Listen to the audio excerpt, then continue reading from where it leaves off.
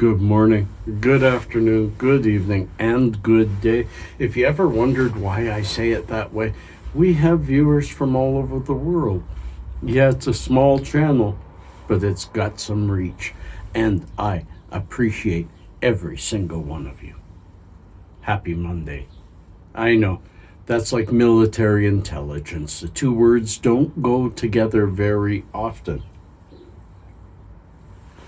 if at all.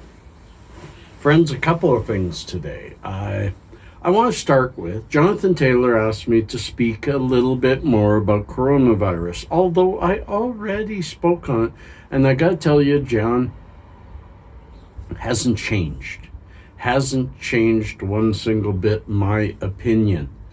Am I wearing a mask outside? No. In fact, I'm going to attach two websites below, the Sci Show, Science Show, and they did a piece about 3 weeks ago, and the data, although it's increased, the ratios haven't. And what I mean by that is, watch that video. He talks about the death rate to it, which is hard to predict right now because it's early in the virus, but it's low compared to SARS and MERS.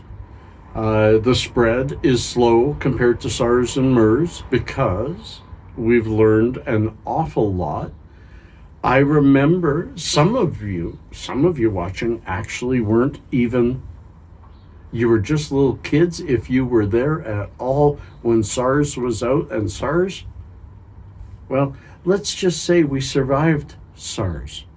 They got it under control. They controlled it and they got it away from us. Yes, maybe, I don't know anyone who got sick from SARS. But the exact same thing that happened during the SARS outbreak, especially at the beginning, happened during the MERS outbreak, especially at the beginning, and is happening with coronavirus, regardless of the data, especially at the beginning. Why? People panic and media gets an awful lot of clicks. They don't get a lot of clicks by saying, don't panic. Search it now, coronavirus, don't panic. I got one. Thank goodness for that. And I'm putting it below because although it says, hey, be prepared, but we should always be prepared.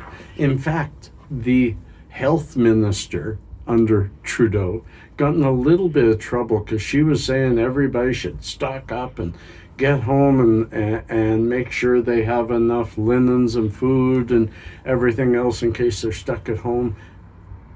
And she had to not retract it, but say, I really meant no matter what, you should always be prepared like this.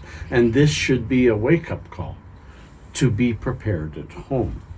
And, you know, for instance, if I had a car, even in the middle of summer, people have said, how come you got this big blanket in the back and a sleeping bag? And it's there in case I get stuck when I'm out in the mountains. Always. It's the Boy Scout in me. Always be prepared. And then the most recent one that says don't panic says, yeah, be prepared. Prepare for the worst. The worst isn't going to happen, but you should always be prepared for the worst and hope for the best. And somewhere in the middle, you will be pleasantly surprised. It's not spreading as fast as SARS or MERS because we have good control over, we've learned a lot from those outbreaks, as well as everybody's just improved on being able to isolate certain things. Are you not in danger? No, I won't say that either. All I'll say is be prepared and be proper. Like, I wear gloves. I don't touch my gloves ever to my face. And if I have to touch anything else, I don't. Like, I'm not one of those guys that wash their hands everywhere they go. And I don't believe in using those sanitizers because they also get rid of the good germs as well as the bad, and they dry out your skin. Just wash. Excuse me, just wash. Sometimes I go into those public washrooms and, you know, I'd rather the germs that my hands got from doing what I had to do than the germs my hands will get touching that sink. So be smart, be prepared, but do not panic. The numbers are way down from the other two that never ended up being a pandemic. So coronavirus, you heard it from the hippie, will not be a pandemic. It's not going to be what takes us out as humans. It's going to be our stupidity that takes us out, not some, yeah. Let's just leave it there, okay? Because I want to move on. I want to say, y'all have been asking about my new phone, the new camera. Better sound, better video, better quality. Absolutely, for sure. But to prove it, let's have a little music by Seth Johnson, Yesterday's Walk for Groceries. Let's start that music and start the walk. Forget the talk. Enjoy the day.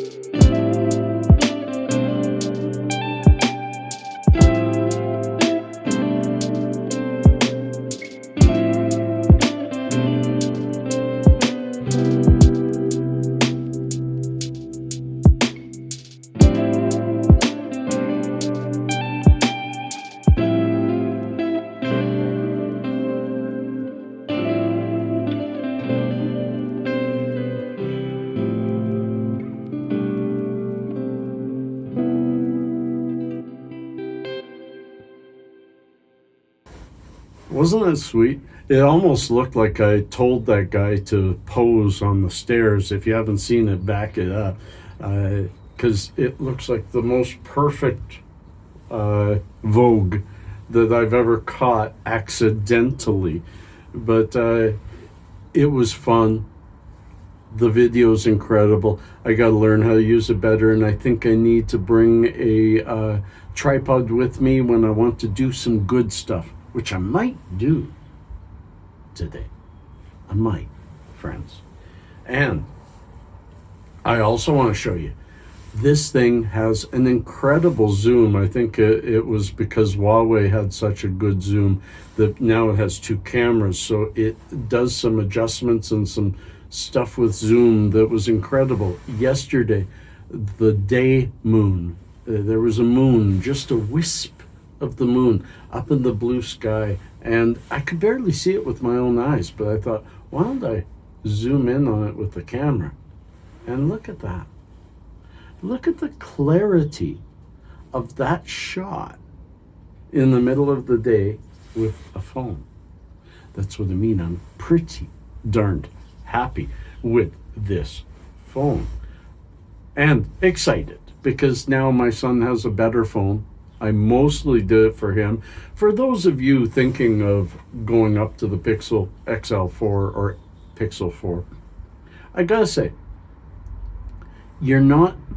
it's the 4XL that has the double camera. So if you're going, you go to the XL.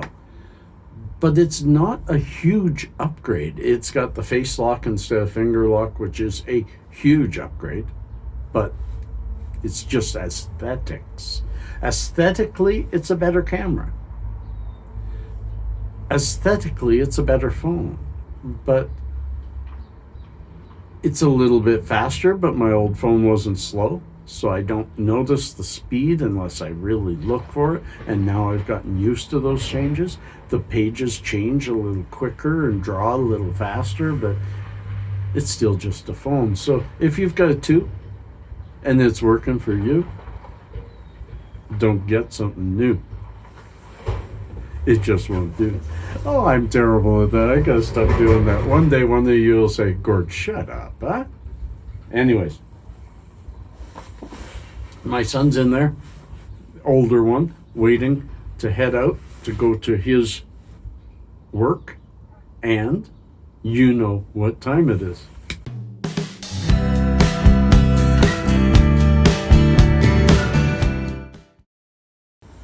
Yeah, time for little known facts. And friends, I'm going from a new list, so it's all very specific, and let's just have fun with it. In the ancient Olympics,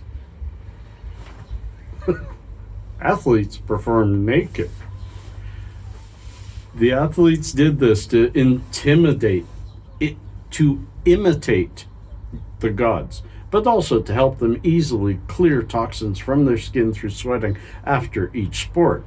The word gymnastics actually comes from the ancient words gymnasia, athletics training exercise, and gymnos, naked, to train naked. Gymnastics actually means to train naked. Careful, friends. And Julius Caesar was stabbed 23 times. Julius Caesar is probably the most iconic name associated with the Romans. Likewise, his assassination and death are highly notorious due to his coup d'etat of the Roman Republic and his proclamation of himself as dictator for life, and his radical political views. A group of his fellow Roman senators, led by his best friend Brutus, assassinated him on March 15th. 44 BC.